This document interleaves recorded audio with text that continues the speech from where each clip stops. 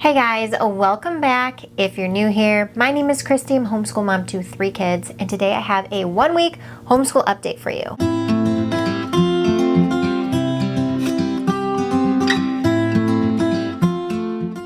So we have completed our first week of homeschooling. We are nearing the end of our second week, and I have actually quite a bit to update you on. I normally wouldn't do a 1-week update. I would wait till like a month or something. However, this week has been eye-opening, to say the least. We have had a lot of realizations and adjustments and things we need to kind of change that have been made known to me this week.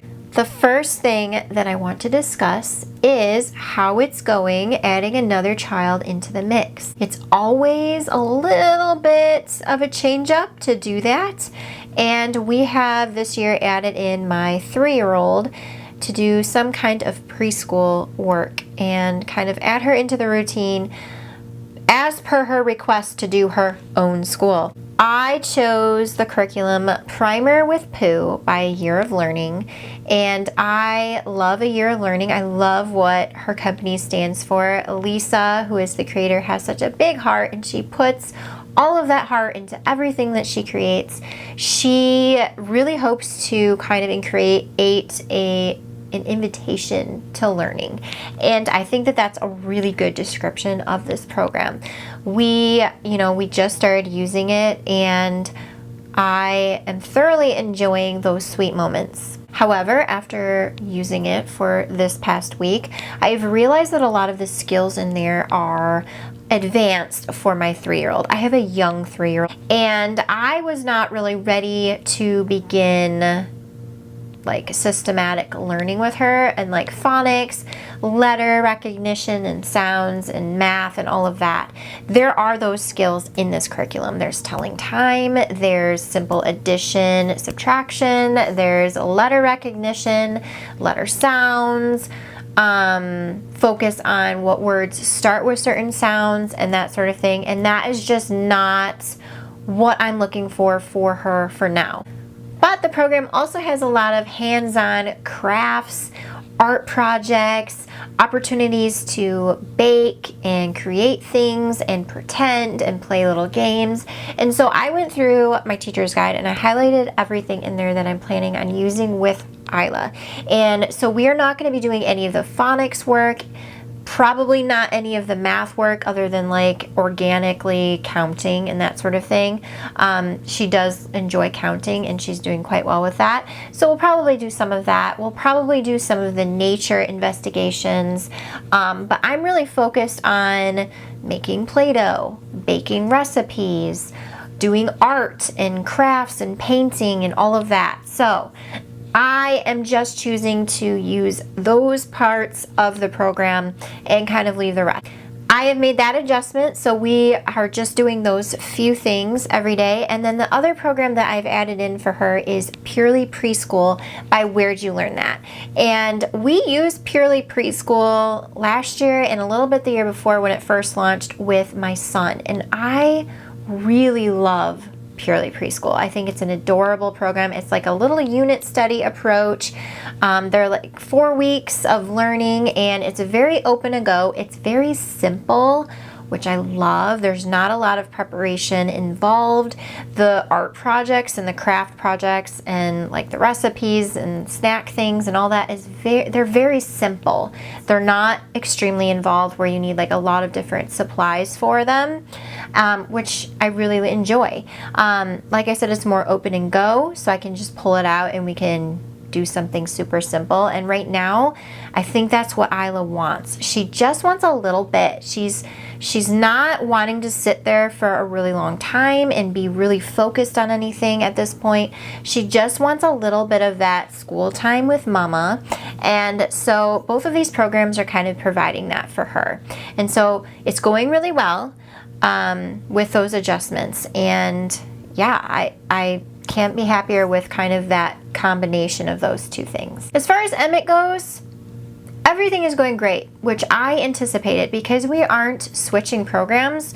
We're not really starting a new curriculum. He did begin the next unit in letters and numbers from Gather Round. So we are in the last unit in this program, Up in the Air, and the transition was super smooth because it's literally the same program. So he just moved on right into it. He loves that program. He thrives off of it. We're really enjoying it. So I don't really have anything adjustments for him. He is making a lot of progress with reading, actually. He is reading CVC words. He's coming to me asking me how you spell things, and he wants to write them out. He's asking me what things say and that sort of thing, like words and stuff that he sees. So I know that he's like getting into that point where he's ready. We have done, like I said, organic, natural kind of CVC work. So I've done like word hunts around the house. I've been putting little CVC words around, and he has to read the word when he finds it, and that's working really well. We've done little activities with his race car and blending. He's using the reading.com Raising Readers app and loves that as well. And so that's just what we're doing as far as like reading goes, and then anything that's in letters and numbers, which it is moving into that blending direction. So there's going to be more blending opportunities for him as he goes through this last unit. My plan was to get ready to read, but now I'm second guessing myself because that's what I do when there's something unknown that's coming. Teaching him to read is giving me a little bit of anxiety. It's a big deal to teach a child to read, and so I am aware of that. Like, reading is important, and I want to make sure that I'm not taking the fun out of it. I want him to enjoy that process. I don't want him to feel stressed or feel like frustrated because it's too hard. Like, I really want him to enjoy it, and I don't want to push him. And so with that process, I find myself, anytime there's something that I'm unsure of, I start researching like crazy, and I look at every possible reading program that's out there, and I second guess what I originally was planning on doing, seeing other things and different methods, and like, well, maybe I need to buy 10 phonics programs because if I have enough resources, I can confidently say he will learn to read. And that's just simply not the case. It's not good for me to have that much anxiety and stress. And to be honest, he will read, and he is learning to read without a curriculum, very naturally and organically. And so I shouldn't be worried.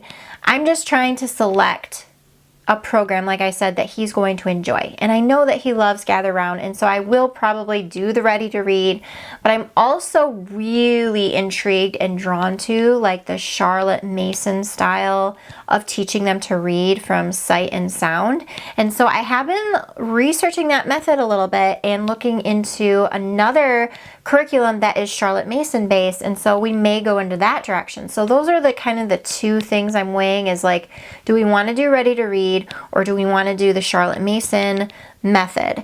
And so those are the two options I'm still debating between. Going along with that apprehension is also some things I've realized for Lacey this week, and that is math. I've just realized a really big thing about her in math, and that is that she doesn't have a good foundation. So last year we switched to Math Mammoth partway through the year, and that went really, really well. And we kind of were on the path of, okay, mastery curriculum works really well for her. And that worked really well for her. It was mainly fractions that we jumped into, and a little bit of like geometry with like angles and rays. And she did really well with both of those topics. And so we jumped into Math Mammoth 5 this year, and I just feel like the jump was really big. We are into kind of more of those like order of operations, parentheses around equations, lots of different equations that she has to do to solve one problem. And I have realized that she struggles with basic addition. She struggles with basic subtraction. She can't remember her multiplication facts, and so much so that it is making her frustrated, and it takes her a really long time to solve these more advanced concepts. If a child doesn't have that good foundation in those basic operations, the harder math concepts are going to be even more challenging for them. What we have kind of made the decision to do is pause. So we are not going to be doing Math Mammoth right now. We are going to go back. We're going back to addition. and subtraction, and we're going to work through those, and then we're going to work through multiplication and division and really get her confident in those operations so that she can better complete and grasp these more advanced concepts, because we're getting into like fractions and decimals and percentages, and you're going to do exponents, and it's just going to get harder and harder as she gets older. And I want it to be something that she's confident in. She doesn't have to love it, but I want her to have a good foundation. So what I ended up doing is I ordered her the Learn Math Fast system. And this is a curriculum that has like 8 books in it. There's like a workbook style, and they focus on mastering, like systematically mastering things exponentially. And so the first book in the curriculum, this whole series is made to catch kids up, kind of like you don't need to take 12 years to learn math. You should be able to learn it in these 8 books. And so the first book goes through all operations. So it starts at the basic addition, subtraction, multiplication, division. That's what the first book is on. And then it moves into fractions. So that first book alone is going to catch her up to basically where she is now. And I think that it's going to be really good for her to have that practice and reinforcement. There's going to be gaps in kids' education, whether they're public schooled or homeschooled. It's just a fact of life. But I think that this Learn Math Fast system is going to help kind of fill in some of those gaps. My friend Ashley actually uses this with her son, and she did a whole video on it. I will link that down below if you're curious about it. So I'm excited to use it. I'm hopeful. The book will be here tomorrow, so I'll definitely keep you posted on how that goes for her. But yeah, so that's what we're going to do. We're going to take a pause. Something else I've realized this week with her, and I kind of suspected it for a while, she doesn't know how to solve word problems. Like, pretty much at all. She has a really hard time understanding the language that's used in math and trying to like correlate that into a mathematical equation. And I have noticed that she, and I've talked about it before, she loves just straight, simple, straightforward math. She wants her equations laid out to solve. She doesn't want a bunch of stories and fluff, as I call it.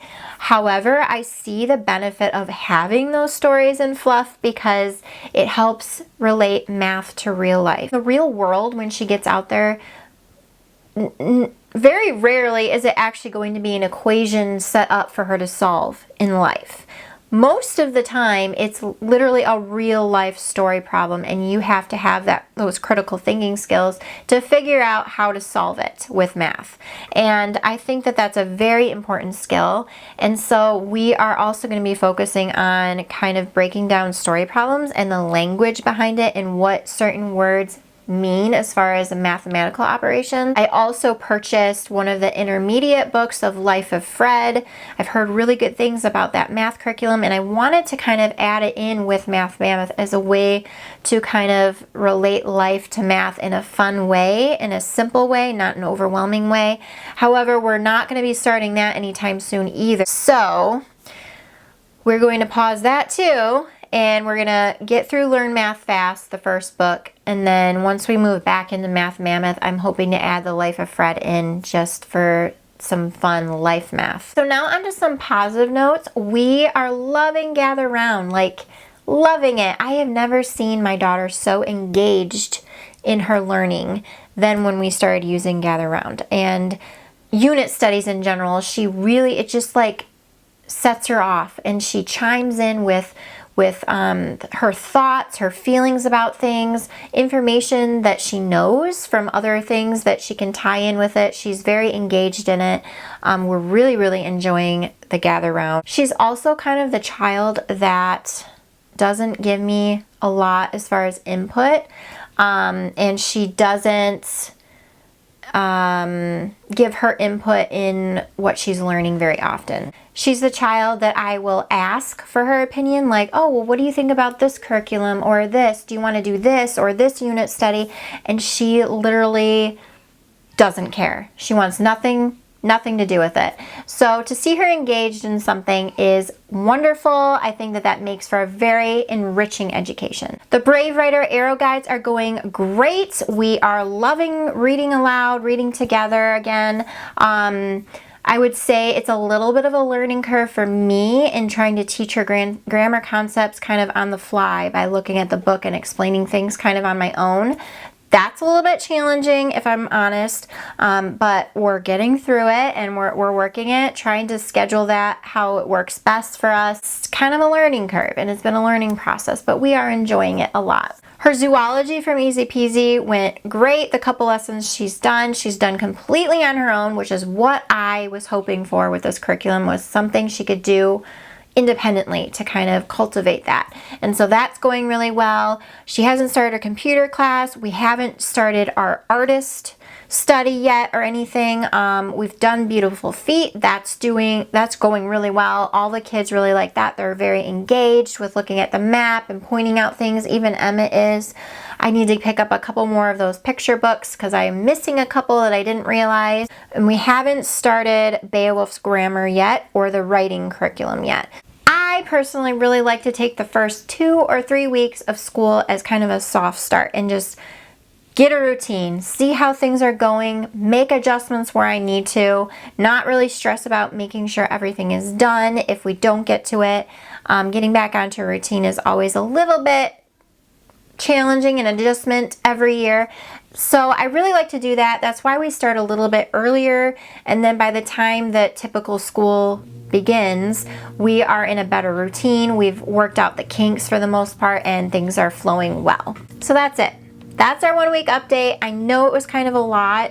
I'm surprised as well in 1 week how much I've realized and how much I've had to adjust. And you know, you make the plan and then you change the plan because that's just how homeschooling goes. You ebb and flow. I hope you guys enjoyed, and I will see you guys in another video very soon.